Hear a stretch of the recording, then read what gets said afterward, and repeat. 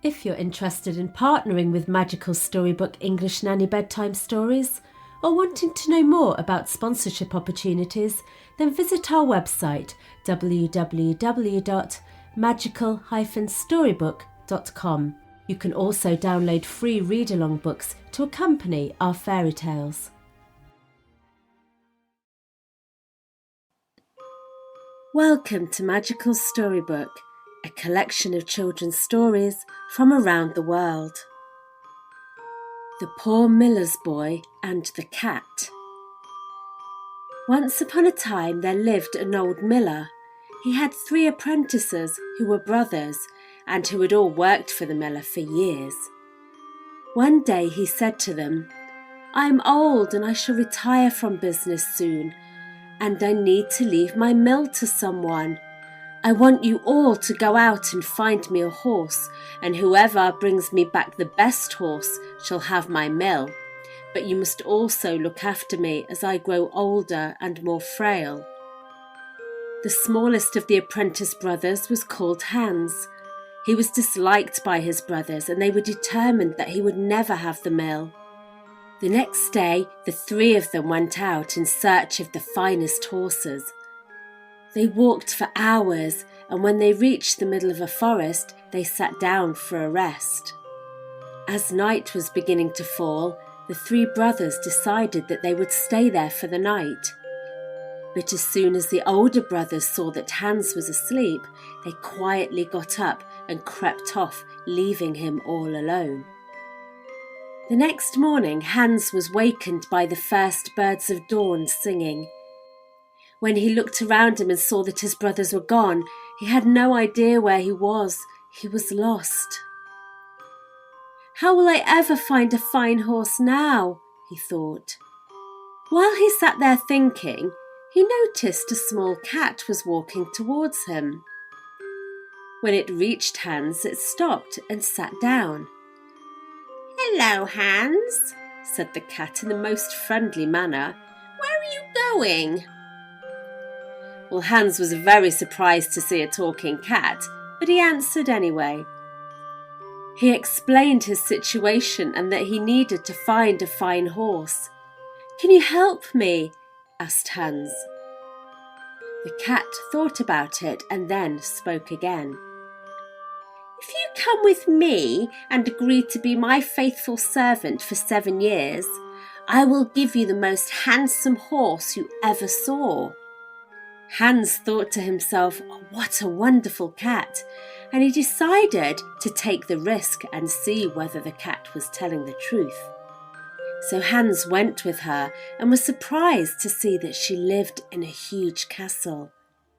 And he was even more surprised to see that there were lots of other cats living in the castle, running around, waiting on her hand and foot.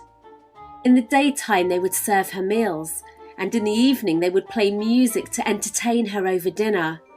One blew a trumpet so loudly that Hans thought that its cheeks were going to burst. When the evening meal was cleared away, the cat asked Hans to dance with her. "Oh, no, no," he replied. "I cannot dance with a cat. I never learned how." "Then you must go to bed," ordered the cat. The servant cats showed Hans to his room, and once he was settled, they left him in peace. The following morning, the servant cats returned and woke him up. Then they helped him to get dressed.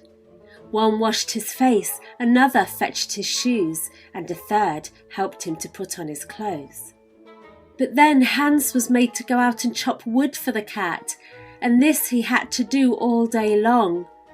But he was given an axe and saws made of silver, and a whetstone of gold to sharpen them.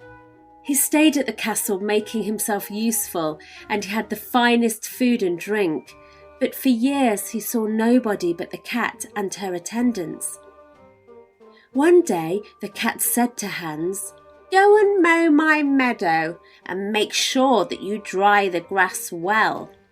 She gave him a scythe made of silver and a whetstone of gold, which she told him to bring back safely. Hans went off and did as he was told, and when he was finished, he took back the scythe, the whetstone and the hay, and asked the cat if she would now give him a reward. "No," said the cat. "You must first do several things for me. Here are some beams, binding clamps, and joists, all made of silver. With these you must build me a small house." Hans built the house, and when he had finished, he reminded the cat that 7 years had now passed and that he still had no fine horse. The cat opened the door of the house, and there stood 12 proud horses, pawing at the ground impatiently. Hans was very happy to see them, but the cat said, "Go home, Hans. I shall not give you your horse now, but in 3 days' time I will come to you and bring it with me." The cat then showed Hans the way back to the mill. As the cat had not given him any new clothes since he first arrived at the castle, his clothes were raggedy and too short for him.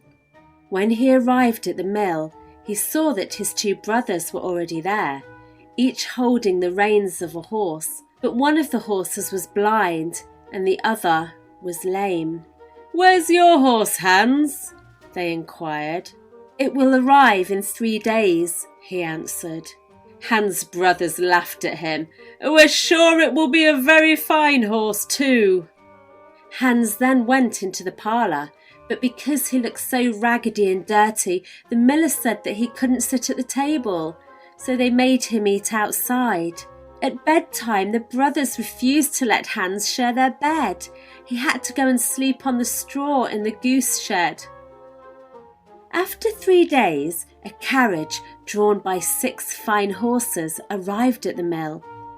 Alongside it ran a servant boy leading a 7th horse for Hans. Then out of the carriage stepped a beautiful princess. She asked the miller where Hans was. The miller showed the princess to the goose shed where Hans was lying on the straw. One of the servants was carrying some fine clothes, and he presented them to Hans.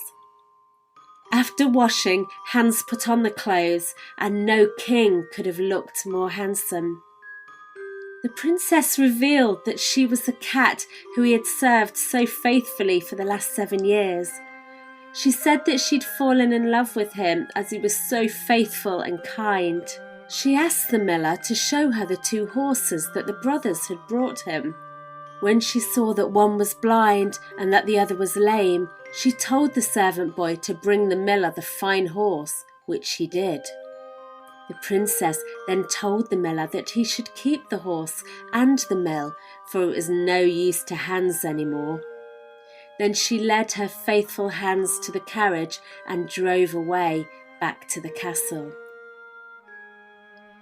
When they got back to the castle, Hans was overjoyed to see that the house that he'd made from silver and gold tools had been transformed into a wonderful, magnificent castle, and everything inside it was made of silver and gold.